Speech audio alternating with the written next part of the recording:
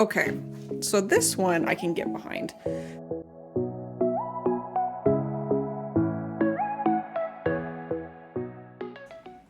Hey guys, today is kiln opening day, and it's the best kind of kiln opening because it is a glaze kiln opening. So that's the finished piece. They're totally done. Everything looks beautiful. And we're gonna go ahead. I'm gonna show you guys. I haven't seen everything. I have peeked at the top because I'm human. I make mistakes too, and I couldn't resist. So we are gonna go ahead and we're gonna get into it. I'm gonna turn you guys around and we're gonna look at the results together. I'm gonna tell you guys the glaze combos and what I got going on in there and everything. And yeah, it's gonna be great. So let's get into it. All right, so we will go ahead and start with the obviously beautiful thing on top here. This is also the kiln right now is at 120 degrees. Still a little hot to touch, but okay to open right now and everything. So I bet when I get to the bottom, I'm probably gonna have to put some gloves on. So we'll see how that goes. But yeah, so first off, we have this beautiful plate that I made. This is the first of its kind. So what we have here is an origami like platter. And so this is hand built, and what I did is I rolled some of this texture, this wood grain texture, into the middle, and then I smoothed out all of the rest so that I could put my my mashima here. And so I love how this turned out. When I did it like without all the color and the sky and everything in it, I was like, this is kind of goofy. I'm not a huge fan, but seeing the finished piece, I am here for it. And you can kind of see the fold here where I folded it, and that's kind of where the origami part comes into it. So yeah, this turned out really good. I really am happy with how it turned out. And then, so for the glaze, the center here is iron luster, and then I put some oatmeal, just kind of swirled it in there just to give it some movement. And that looks really good. And the glaze came out really well. And then for all of these pieces, the clear I'm using, except for one, I'm doing a test, and I'll let you guys know on that one. But for the most part, if I don't see otherwise, it's Sahara Amaco High Fire Clear on all of these. HF9, I believe. And then here's the back. Looks really good. Oh, I just noticed that. Oh, interesting. So it looks like this part here actually did end up touching the kiln shelf. Thank goodness for kiln wash, am I right? So I'll be able to grind that off and that'll be totally fine. But that looks really cool. Front and back both look really nice. And so, yeah, let me know what you guys think of that. It's the first time doing it, and I wasn't sure about it, but I think that I really like it. So let me know what you guys think. Oh yeah, so if you look at my kiln shelf, got a little bit of glaze there that I'm gonna have to sand off a little bit, but it's not too bad. It's a-okay. All right, now let's get into some of the fun stuff, which is mugs. But first, let's get some planters out of the way. So I don't usually do planters, but I decided to do some this time, and I'm glad that I did. This is a hobbit hole, obviously, and then the glaze on this is Amaco seaweed with Amaco oatmeal on top, and that turned out really nice. And then I put a little hole in the bottom and everything, and that's my stamp that I actually made out of like Speedball stamp stuff. I'll link everything that I use in the description below. Not sponsored or anything, just stuff that I use. So that turned out really good. And then this has a matching plate, which is this little guy. And so same thing on there. And then it sits just well like that. And that looks really good. And then most of the clay I'm using is the Laguna B Mix 5 without grog. There is some Georgie's G Mix in here, but honestly, I can't ever tell the difference between the two, so I don't know if I'm gonna be able to tell the difference. But we'll see, maybe we will. And then the other planter, this is a new design I'm doing in Scruffito, and it's these cute little animals, and they're like folky animals, so if you see, you can see like the flowers in there and just like the details that I put in there. And then for this one, I just did like kind of random doodles throughout the whole thing. And that way, if you see it from the back, it still looks really nice. It's still a nice piece. And, but the front, I love these. The Scruffito is so nice. And then the glaze here is Amaco Indigo Float and Dark Flux from Mako on top. So that turned out really nice as well. And then the matching plate. So put those together and it looks really cute. I'm excited about those. Those turned out really nice. Okay, and then so here is the mug that kind of matches that. So, oh my, look at that. That drip right there is so nice. That glaze has some really nice run on it. So for this one, I took the Scruffito and I took it all the way around the mug, and I just did different trees and little flowers and kind of things like that. And yeah, and then this glaze looks really nice too. Yeah, no issues there. Look at the handle. That drips really nice. Again, just Mako Dark Flux on top of the Indigo Float from Amaco, and you've got a winning combination. I know that if you put the Indigo Float on kind of light, you get like these green spots, so that's something if you wanted to play around with. And the inside looks really good too. Yeah, really happy with that. These new Scruffito mugs I'm really happy with so far. You never know with a new design. And then we have another Scruffito mug, and this is a Lord of the Rings Fellowship. Walking around there. Oh, and I'm trying a new handle. And these ones, let's see, I don't have one right now, but these don't have like that thumb dip, which I don't like. It feels really sturdy and it feels really good to hold. I'm kind of loving it. So it might be kind of how I do my handles from now on. But this is again seaweed with the oatmeal on top. And that is just a stunning glaze. Really nice. And then the inside also looks good. And then again on the inside, it's just that same clear that I use and everything. And I love the seaweed because it breaks kind of brown, and you see that, and it's almost iridescent, really pretty. So another win. Okay, and then here is another Scruffito mug, and this is a little fox. Oh, and guys, they feel so nice too. Like, they're not rough or anything, but they do have a texture, and it just feels really nice to hold. And oh, really nice. Okay, so this glaze, oh goodness, guys, why didn't I write this one down? This is by Mako, and I will pop up a title card because I can't remember the name of it. I know that it's a Mako glaze, and then on top is the Dark Flux from Mako as well. But I'll let you guys know what that glaze is because I can't remember the name of it right now. But that is a really pretty glaze combo as well.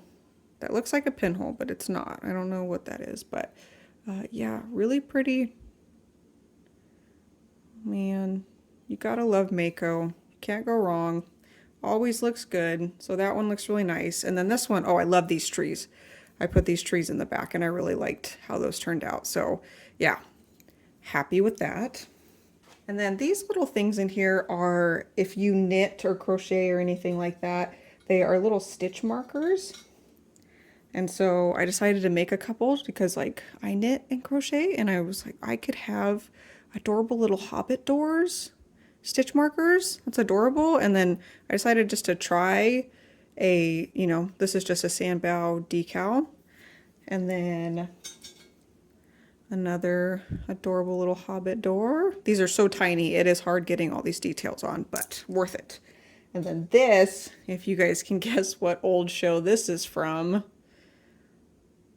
Yeah, let me know. If you guys know this show, comment it down below because I'm curious, because not everybody knows this show because it's pretty old, but it's one of my favorites. So I had to make one of those.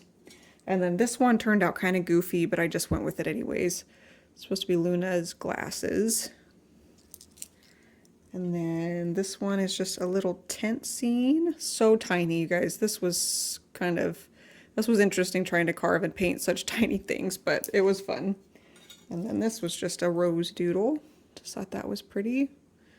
So yeah, those little stitch markers turned out really good. I'm happy about that. And then the backs I just did, an underglaze on them just to kind of match a little bit. So nothing super special there, but looks really good. And then I'll show you guys my witness cone if you're interested. So I only do one. I know you should do 3. Don't judge me. But I just do a cone 5 because I just want to make sure that it hits cone 5. And as you can see, it definitely hits cone 5. My kiln does go a little hot, so obviously this is a hot cone 5. But I'm okay with it. My clay vitrifies at 5, so I just want to make sure that it is vitrified and that it's going to stay vitrified. Not that it unvitrifies. That's a silly thing to say. But yeah, you get what I'm saying.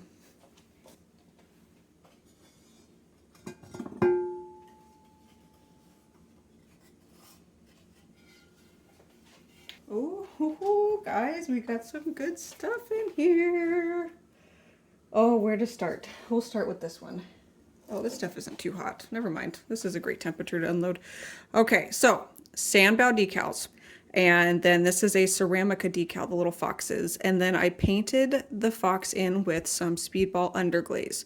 So just to add that color and everything. And then these are already colored. And then the glaze is Amaco Iron Luster. And man, every time with this glaze, I love this glaze, but I get these little hard bits, and I think I've heard someone call them oolites or something like that. I don't know. It happens in the glaze. I get them every so often, but that's okay. I can grind it down and it'll get a slight discount, but it'll be okay. And then, so yeah, Amaco Iron Luster with the oatmeal from Amaco on top. And that turned out really good. I love how the translucency is right there. That looks really nice. And then the bottom is just textured plain with my little stamp there. And looks good. The inside's really nice too. I like how it runs. Yeah, that's great. Great hand-built mug. If you didn't know, that's a hand-built mug. So if you don't have a wheel, you can build really cool mugs that honestly, I mean, maybe you can tell, but you know, not many people are gonna know that this was a hand-built mug. So that's something to think about. Okay, so this thing, oh my, you guys. Oh my. This is something, I don't know how I feel about this. So this is Mako Aurora Green. And I noticed in the bottle that it was really watery and it had super thick, gloppy stuff that had settled on the bottom. And I knew it was going to be different. And then, oh, on the inside, I actually ended up using Georgie's No Tears Clear because I wanted to see how it was, just in case I can't get my usual clear from Amaco, and it looks amazing, guys. I can't say that I see a difference. It looks really good. The buttons are Amaco Iron Luster again. But anyways, and then I think I did dark flux, or no, I think I did light flux on this one, dark flux on another one. So yeah, that's interesting. I don't know how I feel about that one. It's got a matte finish, which I wasn't expecting, which honestly, it feels kind of cool. So I don't know. I'm going to have to look at this one for a little bit to kind of gauge how I feel about it, because I'm not sure. I don't want to make a snap judgment. But anyways, this was hand built with a Marvelous Mold knit texture. And yeah, really great texture. Always leaves really nice marks and everything. If you do have it and you get it, just make sure that you really push on these cords here, because otherwise you'll lose the texture. But yeah, that's interesting. I don't know how I feel about that. Like I said, I'm going to kind of sit on it for a little bit and just kind of figure out how. So this is that same glaze. So this one, okay. So this one I can get behind. So this is a Moth Scruffito.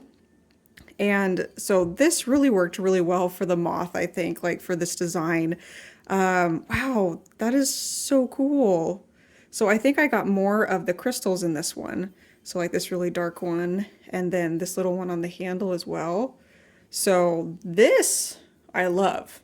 This fits this mug perfectly. I don't know about the knitted one. I'm not sure if it's just maybe not great for that design, but this one has dark flux on top of it. So maybe that's the difference as well, because that dark flux is gorgeous. Wow, that really makes that mug just perfect. I love it. So, and then here's some details on that moth. Really happy with that, you guys. What do you guys think about that Aurora Green? I wasn't sure until I saw this one, and now I'm kind of in love. That's really cool. It's so different from my normal glazes, and that's probably one of the fun parts, is because it's matte and it's kind of dark and moody, and usually my stuff's pretty bright, but that's something right there. All right, let's see. So this one is, and I noticed with this last jar, so this is Mako Cenote. And if you know Cenote, and you can kind of see some of them, usually there's really big brown spots that are really runny in this glaze. But I noticed with this last batch that I got, it just has little flecks of it. It's really lacking on that part, which is a little bit of a bummer. It's still really pretty, so really nothing to complain about. And then I put the dark flux on top to get some really pretty runs. And yeah, and it all looks good. And then of course Speedball underglaze for the coloring. And then for all of my Mishima work, I actually use Amaco Jet Black. So that's something else. But yeah, hand-built mug, texture all around with just a medallion slapped on there. And yeah, really pretty. I am disappointed that we don't have more of those big brown, because that's kind of why the cenote was always really cool. But still really pretty, so it's all good. All right, let's see. This one was something new. This is so fun. Wow, that is very blue. I don't know how I feel about it. Again, I'll have to just kind of look at it for a second, but this is a hand-built mug, and it's got a really pretty texture underneath it. And this is the Amaco Indigo float, and it's got the dark Flux from Mako on top, and the inside's really pretty too. And what I did is I pushed this part in when it was still pretty wet. You can see that on the inside. And then I just hand built and sculpted these little pieces, and then I painted them with the Speedball underglazes. And yeah, it's a super cute little hobbit hole scene. So I don't know if I'll make any more. I'm not sure. This might have just been one of those rare ones that one person is going to have, and there might not ever be another one. So I don't know. But yeah, the indigo float definitely does eat up your texture, so that's something to know. But you can see it, and it still feels and looks really nice. So that's good. And then let's see. Okay, so this is the iron luster with the oatmeal again on top, and then a nice little Bigfoot medallion. And yeah, that one turned out really good too. This one always does such a good job of showing that wood texture, which I really appreciate that about that glaze. Looks really good. Okay, and then this is, again, wow, that's really cool. The texture is kind of very muted in it, which I don't know, maybe that's cool. Again, this is that glaze that I can't remember from Mako, and I'll pop that up again with the dark Flux on top. So really fun drips on. Oh, come on, you can do it. You can do it. Focus, there we go. Really nice drips on the inside there. So that looks good. And then, yeah, so the glaze definitely kind of was a little bit thicker, I think, than what I would have, but I don't know. It's kind of cool too. So I don't know. It makes it a little more understated, if you will, which is kind of cool. I don't know. I think I like it. I know I keep saying I don't know a lot because I don't know.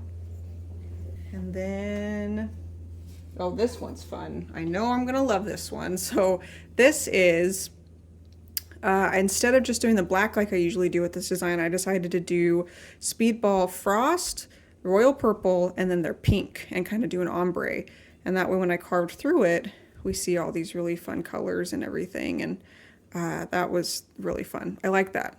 It adds a lot more dimension than just the plain black. So, and then again, the cenote with the dark Flux. And like I said, that cenote, I'm just not getting those browns like I usually do.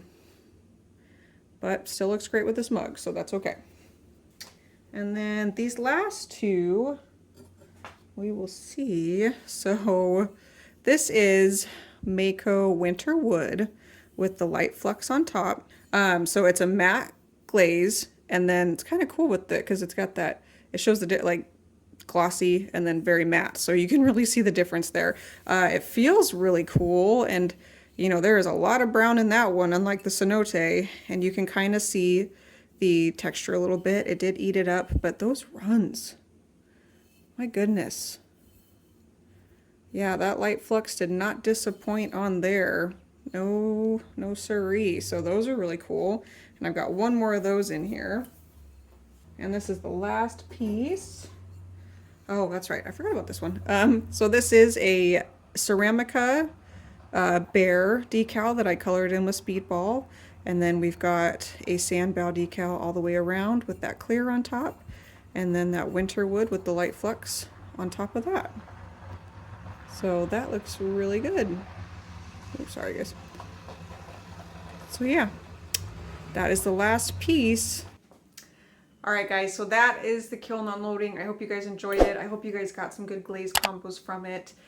Please let me know, which one was your favorite? Which one was like you just were so inspired by and you couldn't wait to like try that glaze or something like that? So Yeah, my favorite, if I had to pick, was definitely this moth. I absolutely love that glaze on top. That Aurora green with that dark flux really looks great with this design, and it feels really nice. I really like how it feels. So that's my winner. I choose that one. Please let me know what you guys think. So thank you so much, you guys, for watching this unloading, and we will catch you guys on the next video. Thanks, guys. Bye.